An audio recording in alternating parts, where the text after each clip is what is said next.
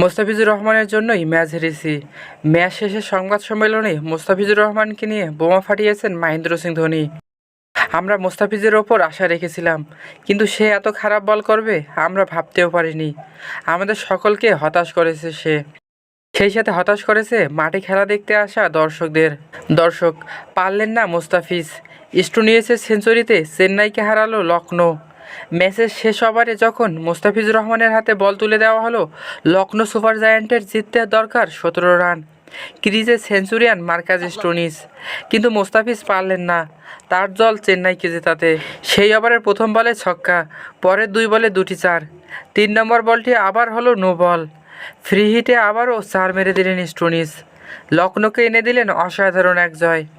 3.3 ওভারে 51 রান খরচ করে 1 উইকেট নিয়ে সেখানে সন্তুষ্ট থাকতে হলো কাটার মাস্টারকে। মোস্তাফিজকে নিয়ে ধোনি আরও বলেন, আমাদের কাছে আর কোনো ব্যাকআপ অপশন ছিল না। বাকি বলাররা সকলে ছিলেন রান খরুচে, তাই আমরা মোস্তাফিজকে বোলিংয়ে নিয়ে এসেছিলাম। তার উপর আশা রেখেছিলাম, কিন্তু সে আমাদের হতাশ করেছে। সে এত বাজে বল করবে আমরা কেউ ভাবতেও পারিনি। তো দর্শক, মোস্তাফিজুর রহমানের এমন বাজে বোলিং আপনারা কীভাবে নিচ্ছেন?